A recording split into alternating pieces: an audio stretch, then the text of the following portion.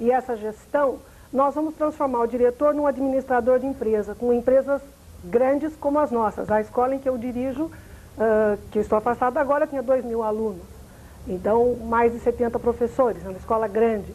Então, daí nós teríamos que criar uma outra figura, o administrador de recursos humanos, o administrador de empresa e o diretor como pedagógico. Então, eu acho que isso é meio complicado. Como diretora, eu sou frontalmente contra. Eu acho que os recursos humanos devem ser administrados de uma outra maneira. Também o diretor fazer compra de merenda escolar, ele não tem restaurante industrial e não tem o know-how necessário para fazer esse tipo de aquisição. Deputado, qual é a sua opinião a respeito disso? O senhor concorda com a professora Sheila? Não, eu acho que ela, aliás, como nós temos informação que ela sempre foi uma competente diretora de escola, nós não estamos aqui dizendo que as escolas devem virar uma empresa, muito pelo contrário. A escola tem que continuar sendo uma escola pública, mas ela tem que ter condições efetivas, como um direito dela e não como uma benesse, para funcionar. Você vê o que aconteceu ano passado.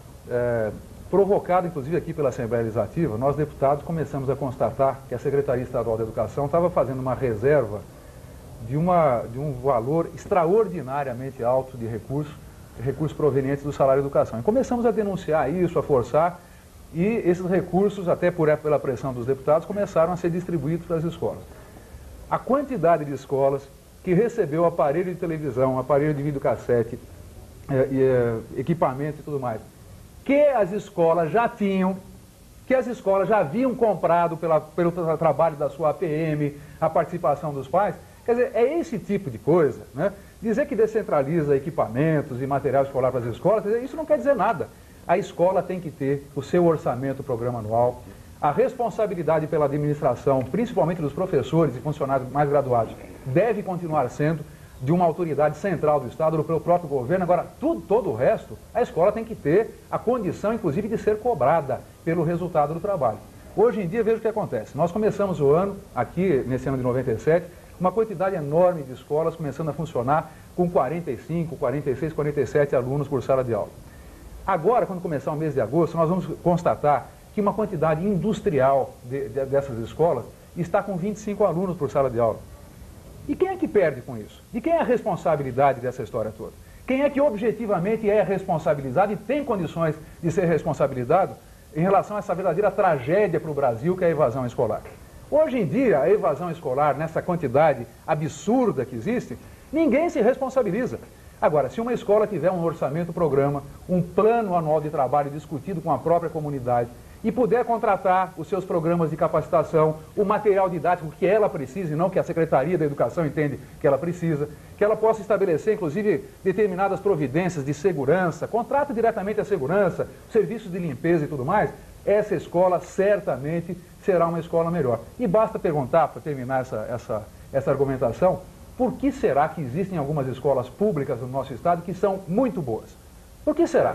Que escolas que os salários são os mesmos, as condições são igualmente precárias, mas existem algumas escolas públicas, em Rio Claro, por exemplo, nós conhecemos, excepcionais, que fazem frente a qualquer escola privada. Vocês vão notar que toda escola pública boa é uma escola que conseguiu conquistar um nível maior de autonomia com participação efetiva da própria comunidade. É isso que nós estamos defendendo. O fundão da educação, eu acho que ele tem uma grande virtude. A virtude de ter vai registrar a partir de agora recursos que estavam um pouco perdidos, muitos recursos inclusive estavam sendo desviados e agora eles passam a ficar concentrados nesse fundão. A nossa proposta, inclusive para o governador do estado de São Paulo, Mário Covas, é que ele tenha a coragem de falar em descentralização, mas dar condição para que a escola possa acontecer e realizar a sua atividade. Se é verdade que o município tende a administrar melhor as coisas do que o Estado, também é uma verdade que a nossa professora, a Sheila, certamente sabe melhor do que ninguém, porque ela foi diretora de escola, que a escola sempre administrará melhor as coisas da educação, melhor do que o município e melhor do que o próprio Estado. A senhora acha que a escola poderia administrar melhor? Em termos, e como ele citou as escolas de Rio Claro, eu gostaria que vocês conhecessem a escola que eu dirigi até o mês de dezembro, a Escola Estadual de 1º e 2º Graus, professor Joaquim Isidoro Marins, que é considerado um exemplo, inclusive, na cidade. É uma excelente escola, que apesar das dificuldades, da distância com a administração, porque a gente sabe que isso... Mas é uma escola estadual, professor. É uma escola estadual e de excelente qualidade, um excelente corpo docente, e nós conseguimos um trabalho com a comunidade, porque nós temos... o nosso bairro não vai conseguir ainda, porque está em processo de construção de algumas escolas, então não deu para fazer a reorganização e nós vamos, no início, atuar com os alunos de primeira a quarta série. Mas é uma excelente escola, nós temos 2.000 alunos. Quer saber se ela vai passar para o município. Não, nessa primeira fase ainda não. Ela está, ainda bem, vai continuar boa. Está programada. Não, ela seria melhor, porque eu acho que a administração mais próxima, ela é muito melhor gerenciada e a cobrança dos próprios munícipes ao poder público é muito maior. Então, essa infraestrutura que falta ao Estado e que dá essa imagem de escola horrorosa que a opinião pública tem das escolas do Estado, quando na realidade não é bem assim. A falência da educação é geral, não é só da escola pública, a escola particular também. Se me derem um aluno da escola particular de primeira categoria e colocar na minha escola, ele vai ter o mesmo desenvolvimento. Eu tenho 2 filhos, eu tenho filhos em escola pública do Estado. Sei. Uma delas está terminando o 2º grau, o outro terminou ano passado. Depende da escola, depende da autonomia que ela tem, depende do envolvimento da comunidade, depende também do corpo docente que ela carrega. A minha preocupação mais forte é que a discussão séria do nosso Brasil, Elton, não é escola pública versus escola particular. A discussão séria de quem gosta de educação é escola boa versus escola ruim. E escolas boas e ruins nós temos em ambos os campos. É um mito essa ideia de destruir o sistema público de educação. Não é à toa que uma parte dos donos de escolas particulares resolveu fazer uma campanha de recuperação da imagem da escola particular. Eu acho fantástica essa campanha porque significa que eles acusaram o golpe. Qual o golpe? De uma tentativa de melhoria da escola pública. Mas lembre-se, não é uma melhoria que venha só do poder público do Estado. Os professores e as professoras desse Estado, os diretores e diretoras, o trabalho da POSP, o trabalho da UDEMO, o trabalho daqueles que estão nos municípios, ele é fundamental para garantir. Você imagine, se a educação está onde está, se não existisse a POSP, a UDEMO, a FUS e outras entidades, imagina onde estaria. Se são essas entidades que estão no dia a dia ali lutando, querendo mais recurso, puxando, etc. Então, eu acho que a professora Sheila, ela está correta quando fala que o poder próximo é muito bom, desde que venha dinheiro. Senão você passa o ônus e não passa o bônus, como a gente brinca. E o município vai ter mais uma tarefa e não vai ter como cumpri-la. E nessa hora, o prefeito vai receber. Quando faltar creche, porque não vai ter dinheiro, porque o projeto é só para ensino de 1ª a 8ª série. Vai ter que fechar a escola de educação infantil, para poder atender essa sistemática. Aí vão bater na porta da casa do prefeito. Aí sim, é diferente de vir até o Palácio Bandeirantes. Pode ser até que essa seja uma das intenções do projeto. Retirar do governante instalado no Palácio Bandeirantes o ônus de ter uma pressão cotidiana. Dividir para governar. Dividir. Se for essa a expectativa, eu lamento, ela é uma má política. O prefeito Cláudio Mauro quer. Eu queria dizer o seguinte, sabe, que para nós temos como referencial o caso de Rio Claro, onde o prefeito também tem 3 filhos que estudaram, 2 deles já saíram da escola pública porque estão fazendo curso universitário. E um está no último ano do 2º grau. Portanto, a história é também de meus filhos sempre estudarem em escola pública, como eu também sempre estudei em escola pública. Mas eu queria dizer o seguinte, em Rio Claro nós temos hoje, entre ensino fundamental e ensino infantil, cerca de 9.500 crianças sendo atendidas. Ocorre que, com a retirada dos recursos pelo fundo, com a retenção dos recursos, nós vamos perder do nosso orçamento, que é da ordem de 70 milhões de reais, nós vamos perder 4.400.000 reais retidos no fundo. Para que eu possa recuperar esses 4.400.000 reais, cada aluno a 650 reais neste ano. Ano que vem dizem que será 700 reais. Eu precisarei ter mais aproximadamente 5.300 alunos. Isso significa que ao invés da rede municipal, que hoje trabalha com 9.500 alunos, nós teremos uma rede municipal com 14.500 alunos. Então, ora, para entender uma coisa, prefeito, você vai deixar de ter 4 milhões que já eram seus. Isso. Para tê-los, você precisa ter mais 5.000 alunos. Exatamente. Eu preciso ter mais 5.000 alunos. Ocorre que neste ano nós estamos gastando, como eu disse, 25,72% em educação, que corresponde a aproximadamente 14 milhões de reais. Ora, se eu, ao invés de 9.500, tiver mais 5.400, 5.500 alunos, evidentemente, com 14 mil alunos, eu terei que gastar, no ano que vem, em educação, Na verdade, a relação não é completamente essa. Teria que fazer algumas adaptações, porque, por exemplo, o ensino de primeiro grau tem um custo um pouco menor do que, por exemplo, creches e coisas assim.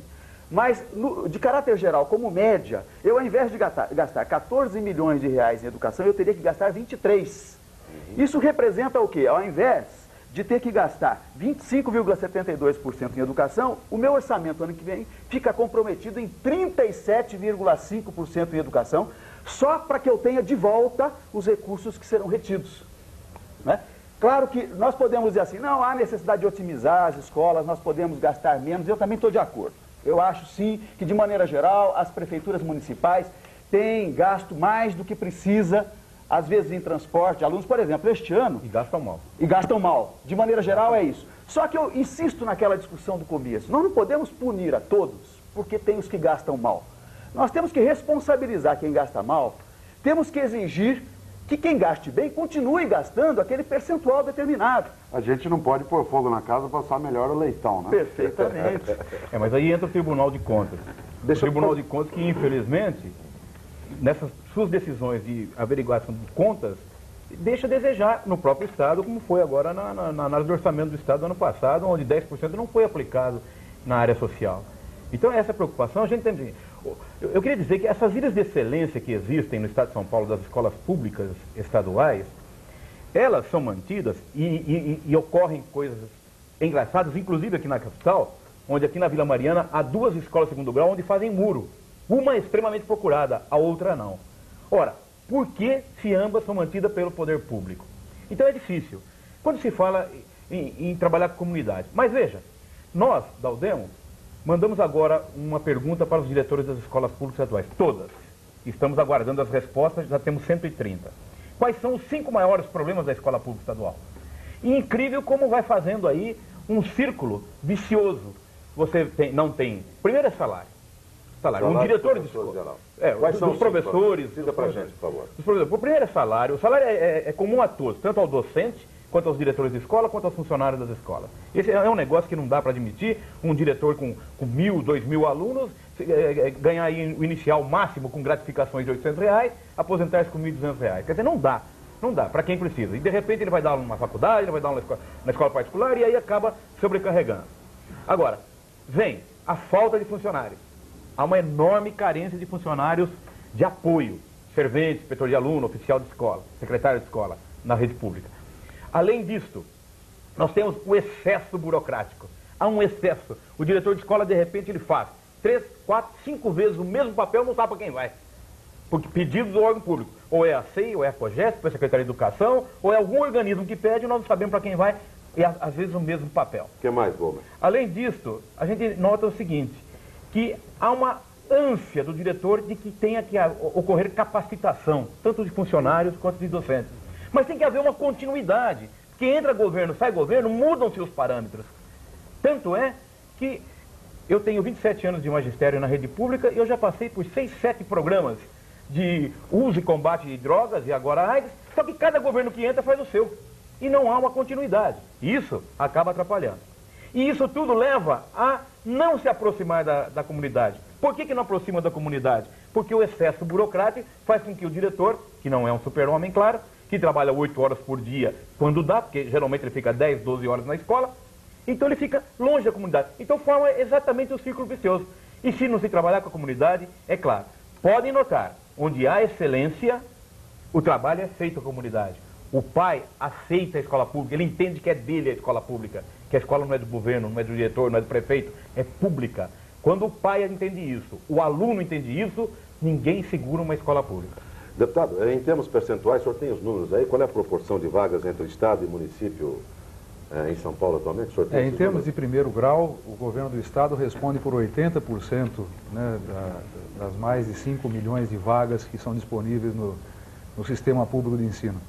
Os governos municipais, aproximadamente 6%, e o restante, 3, 4% das escolas particulares. Mas eu gostaria de aproveitar essa oportunidade, né, para trazer mais um argumento contrário à municipalização. O que acontece se as escolas estaduais forem municipalizadas? Primeiro que as escolas estaduais municipalizadas, elas desaparecem como escola estadual. aquela nossa conhecida EEPG, né, Escola Estadual de Primeiro Grau, que nós conhecemos há tantos anos ali, municipalizada, acaba. E o que acontece com quem trabalha ali? Primeiro, os professores que ali trabalham, admitidos em caráter temporário, os ACTs, e os funcionários não estáveis, são imediatamente demitidos, desligados da rede, sem nenhuma garantia de que venham a ser reabsorvidos pelas prefeituras municipais. Até porque nós sabemos que as prefeituras municipais só podem contratar mediante um concurso público.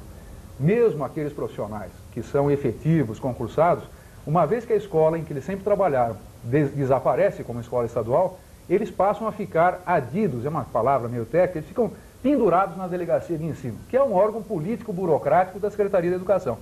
E esses profissionais, então, mesmo que tenham 10, 20, 22, 23 anos de magistério, passam a ficar, então, não mais numa escola, mas numa delegacia de ensino, e disponibilizados, ou seja, ficando ali à mercê de um delegado de ensino para serem passados por convênio para uma prefeitura municipal.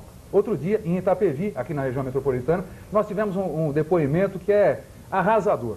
Uma diretora de escola, 22 anos como diretora dessa escola, a escola dela foi municipalizada, agora recentemente, no começo desse ano.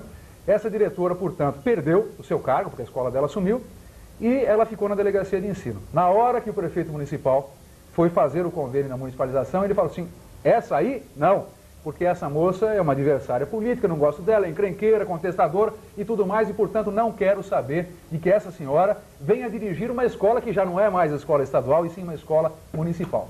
Vocês percebem, portanto, que como argumento contrário da municipalização, tanto isso pode provocar, a municipalização, uma demissão em massa dos professores, exatamente porque a maioria, 70%, são hoje admitidos em caráter temporário, mas como também nós podemos introduzir no sistema educacional um componente da baixa política, da política da mesquinharia, onde exatamente alguns prefeitos, é claro que nós pretendemos que não sejam todos, e nem a maioria, mas alguns prefeitos se aproveitem nessa oportunidade para fazer ou um processo de exclusão por motivos políticos, ou um processo de exatamente introduzir nas suas escolas, e nós sabemos que em municípios pequenos, quem diz que não pode acontecer exatamente da tia que sempre gostou de criança ser colocada na direção de uma escola como professor. Então, essa ideia de municipalização, talvez um dos maiores argumentos que nós podemos trazer contrária a ela, é que ela não pode, a melhoria do sistema educacional aqui no estado de São Paulo, não pode se fazer, não pode se construir sobre os escombros das carreiras profissionais de mais de 300 mil educadores. Isso não é bom para a educação. Não é questão dos professores, não é bom para a educação, e não sendo bom para a educação, municipalização não pode acontecer da forma como está sendo planejado. Deputado, antes da gente ir para o intervalo, o professor queria fazer um comentário. Só lembrar uma coisa, quando o deputado César Calegari fala que 80% do ensino é estadualizado, isso é uma situação típica do estado de São Paulo. Exatamente. Porque você tem na Bahia e outros estados, a porcentagem é o inverso. O ensino é municipalizado nessa proporção. O que significa que a tese da municipalização não é descartável. Não é uma coisa que você joga fora. É algo que a gente precisa pensar melhor. Não é algo que se jogue fora, assim, de pronto. Não é uma questão meramente político-partidária. É uma questão de sobrevivência, de qualidade da educação. Bom, nós vamos para mais um breve intervalo e voltamos em seguida com mais uma rodada do São Paulo em Debate, hoje discutindo o tema a municipalização do ensino fundamental. Um minutinho só e a gente já volta. Nós estamos de volta para o último bloco do São Paulo em Debate, hoje com o tema a municipalização do ensino fundamental. No bloco anterior, nós terminamos com a palavra do deputado César Calegari, dando um depoimento totalmente contrário à municipalização. Eu perguntaria para a professora Sheila Bogo, a senhora que é experiente, a senhora que foi diretora de escola por muito tempo, o que acontece com uma escola que é municipalizada? Descentralizando o poder de decisão de algumas coisas, ficando mais próximo esse poder de história, como eles mesmos falaram, a capacitação dos professores, dos funcionários. Então você tem uma forma muito mais prática de fazer isso, muito mais rápida, porque a gente sabe que no setor público é tudo muito lento até chegar ao Estado. Eu, como ex-aluna também de escola pública, fiz primeiro e segundo graus na escola pública, defendo muito a escola pública, porque meus filhos também estudaram em escola pública, hoje um engenheiro, outro administrador, hoje está na Politécnica, no meu inclusive. tempo tinha inglês, francês e latim. É isso, deputado? Isso é meio arriscado, que já faz uns 30 anos. Mais ou menos. Mas faz mesmo. Nem pergunte quanto. Mas eu acho que defender a escola pública e batalhar para que ela melhore é um compromisso social, não só dos políticos, não só meu como secretária de Educação, mas eu acho que de todos vocês e como professora principalmente. Né? É dar ao cidadão o direito à cidadania, é um ensino de boa qualidade. Eu tive um ensino de boa qualidade que me propiciou sempre fazer concursos e me sair muito bem neles. Meus filhos também, de certa forma, tem um fazendo Politécnica também. O que a gente sente aqui, por exemplo, na mesa, eu sou 20% a favor da municipalização contra 80%. Então não está muito equilibrada a coisa. Não, é como está no Estado hoje, 80% da rede estadual, 20% da municipal. Nem sempre. Na prática, talvez não seja isso. Na teoria, talvez. E o que a gente teme, inclusive, são discursos políticos que desinformam em vez de informar. E que passam à população uma imagem distorcida da realidade do que realmente vai acontecer. Os prefeitos que quiserem se informar, é só agendar na Secretaria da Educação, como eu já fiz particularmente. Na sua secretaria ou na Secretaria do Estado? Várias vezes na Secretaria da Educação do Estado. E obtive algumas informações. Outras ainda não obtive, parece que sairá uma cartilha. Eu tive na Secretaria da Educação. Não estou aqui. Eu recebi uma recomendação interessante lá, porque, na verdade, como eu gasto mais do que os 10% em educação infantil, então eu perguntei o que é que eu deveria fazer com os alunos da educação infantil que não poderão ter acesso à escola no próximo ano. O senhor tem, prefeito, que priorizar o que é fundamental. Portanto, o senhor tem que gastar em ensino fundamental. Em outras palavras, na minha maneira de entender, significa o seguinte: o senhor gasta em ensino fundamental e diminua o seu trabalho na educação infantil. Ou seja, deixa as crianças que hoje têm creches e EMEIs sem a possibilidade de ter acesso à escola. As crianças pobres. As crianças pobres, normalmente, como eu disse, são 80% filhos de empregadas domésticas nas nossas creches. O que a LDB não permite. A LDB, a LDB é bem clara quando diz do ensino, da educação infantil e com prioridade no ensino fundamental. O professor, portanto, a educação infantil já está prevista também é na Lei de Diretrizes e Bases da Educação, que está recém-aprovada. No mês passado, nós instituímos, em Rio Claro, formamos o Conselho Tutelar da Criança e do Adolescente. E o digníssimo promotor público, quando eu disse a ele que havia recebido essa recomendação de investir mais no ensino fundamental e diminuir o investimento no ensino de pré-escolas e de creche, ele me disse: olha, professor, só que aí o senhor não estará cumprindo o Estatuto da Criança e do Adolescente. Portanto, eu, como promotor público, vou ter que tomar atitudes. Perfeito. Então, eu quero saber o seguinte: em que situação ficam os prefeitos e como é que eles vão agir? Ô, Cláudio, eu queria só dizer... buscar alternativas. Na semana passada, nós tivemos uma reunião que foi promovida pela Prefeitura de Diadema, junto com os municípios da região, ali do ABCD, enfim, os municípios ali daquela parte da Grande São Paulo. E uma das propostas que surgiram com força, estão surgindo com força, é a proposta a ser encaminhada pelos prefeitos municipais de que o Estado de São Paulo crie um fundo especial exatamente para que proteja essas experiências, como é o caso de Rio Claro, Diadema e alguns outros municípios, que entraram fundo e de uma maneira competente em relação à educação infantil. É importante se dizer o seguinte: por essa nova legislação de financiamento do ensino fundamental, aqui no Estado de São Paulo, as prefeituras municipais vão, entre aspas, perder para esse fundão cerca de 700 milhões de reais. Isso a partir de agora. Se o fundão estivesse funcionando agora, essa seria a perda das prefeituras, com um equivalente ganho do próprio governo de São Paulo, exatamente na mesma proporção de 700 milhões. A proposta que muitos prefeitos estão encaminhando é exatamente que pelo menos uma parte significativa desses 700 milhões sejam disponibilizadas, essa parte, para que se constitua um fundo especial para socorrer municípios que têm uma estrutura maior de educação infantil e ensino supletivo, porque são áreas fundamentais. Se o município não atender creche para a escola ou ensino supletivo, ninguém mais atende, porque o governo do Estado de São Paulo se retirou por completo dessas áreas. Então isso é importante ser protegido e esse tipo de proposta parece que vai ganhando corpo no Estado de São Paulo. Eu gostaria apenas de aproveitar a oportunidade para dizer o seguinte: os nossos telespectadores que trabalham enfim, moram na capital do Estado, a situação do município da capital é uma situação peculiar. A capital já tem uma rede municipal de educação de primeiro grau grande, né? Tem mais de 500 mil alunos estudando em escolas municipais.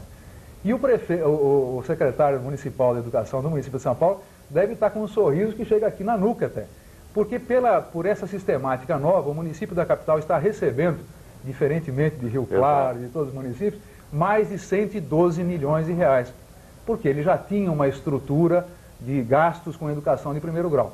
Agora, muito problemático se houver avançar a municipalização na capital. Por quê? O professor, como eu estava dizendo, das escolas estaduais que são aqui da capital, uma vez que percam os seus empregos na escola estadual, terão que obedecer à fila de admissões de um concurso realizado pela Prefeitura Municipal. O importante é isso. Nós jamais podemos construir uma educação de boa qualidade se nós maltratarmos ou colocarmos uma instabilidade total na vida profissional dos educadores. O educador tem que ter salário e tem que ter condição tranquila de poder desenvolver o seu trabalho muito bem feito. Né? E eu acho, deputado, que é importante a gente lembrar isso, a questão da diferenciação entre os municípios. Isso não pode ser o mesmo tratamento. Eu moro em São Paulo, fui secretário de Educação de São Paulo, na gestão da Luísa Erundina. Não usamos um recurso do governo federal, nem do estadual na época, porque São Paulo tem uma arrecadação, a Secretaria de Educação tinha um orçamento de 600 milhões de reais. Então já não era tudo, mas era suficiente para aquele trabalho. Nessa proposta que o governo coloca, a cidade de São Paulo ganha mais 100 e tantos milhões. Exatamente. Enquanto que Rio Claro, Diadema, Sorocaba, não sei porque a Secretaria disse que fará a municipalização. Mas dezenas e dezenas de municípios perdem. Não é que São Paulo, a cidade, não mereça. Mas, se não houver um fundo de compensação, e até queria levantar para o deputado uma pergunta. Esses 700 milhões que o governo reteria, o governo do Estado, quase equivale à cota estadual do salário de educação, não seria isso? É exatamente isso que está orçado para esse ano. Então, posso fazer uma colocação? Quando se fala em perder dinheiro, o que seria melhor? Eu acho que quando se investe em educação, nunca se perde. É o país que ganha, em primeiro lugar. A prefeitura pode até perder alguma coisa em lastro, mas ela vai ganhar muito em cidadania. Como? Então, eu acho que isso que é o importante. Vai ter um povo educado, melhor educado, numa escola de melhor qualidade. Então, eu acho que isso é primordial. Nos lugares onde o investimento não é feito. Mas onde o investimento é feito, vai ter que sair de outros lugares. Vai sair da saúde, vai sair da ação social, vai sair do transporte coletivo. Certo, mas vai sair também da criatividade daqueles que estiverem envolvidos na educação para otimizar os recursos de maneira a otimizar a educação também. E eu lhe digo que Sorocaba tem uma rede grande infantil com mais de 20 mil alunos. Nós temos uma grande rede estadual com 73 mil alunos. No ensino fundamental nós temos cerca de 8.800, 9 mil alunos apenas, com 5 escolas de primeiro e segundo grau. Temos também ensino profissionalizante de segundo grau. Temos uma grande rede de alfabetização de adultos, o curso Alfavida, com quase 3 mil alunos no curso Alfavida, e supletivos. Não iremos municipalizar totalmente, mas eu lhe digo que iremos iniciar um processo. Por que vocês não vão municipalizar totalmente? Eu tenho curiosidade de saber. Em primeiro lugar, porque nós temos que fazer umas adequações físicas. É complicado a gente municipalizar escolas de primeiro grau, de primeira a quarta série e quinta a oitava, pelo problema funcional dos professores, hora-aula, etc. Tal. Então, nós vamos municipalizar, e também pela questão financeira, porque nós temos que nos adequar. Mas a vontade política do senhor prefeito Renato Amari de fazer uma educação de boa qualidade na cidade, eu tenho certeza que nós vamos conseguir. Agora, pois não. Uma intervenção somente. Bom, há que se perceber, eu acho que nós não estamos contra aqui não. Deu para perceber que todo mundo é a favor de uma descentralização, mas ela tinha que ser com caminhos diversos para que se pudesse chegar a um consenso mais aproximado. De tal forma que dá para se perceber também tudo o que nós levantamos aqui como problemas possíveis que poderão redundar em situações muito ruins para a educação em alguns municípios. E eu não tenho dúvida, Portela e Calegari, de que vai ter uma negociação profunda no governo para que São Paulo assuma algumas escolas e não retire do fundo a capital de São Paulo. Que não tenha um ganho. Seguramente vai haver alguma coisa nesse sentido.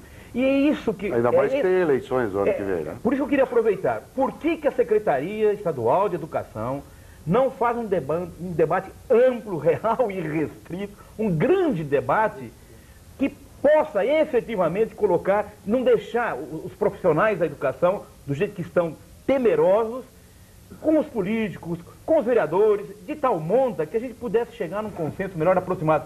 Se tem que se mudar a legislação para se adequar, pessoal, vamos mudar a legislação.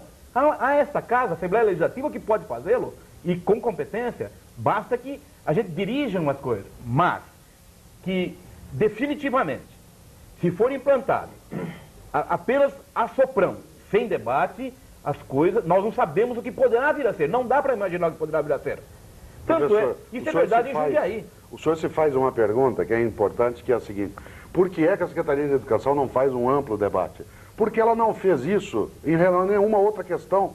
Eu sou pai de aluno, como disse, era do conselho de escola, da escola estadual dos meus filhos, entrou a reorganização da rede no final de 1995, sem nenhuma discussão.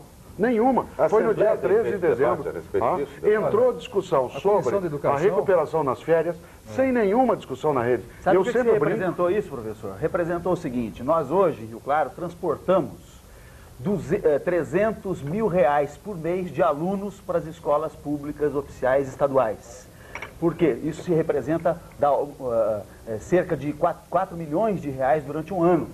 Alunos que moram muito distantes e que agora, para poder ter aula na primeira série de primeiro grau, tem que se deslocar, às vezes, por 3,5 quilômetros. Quem paga? O município que paga.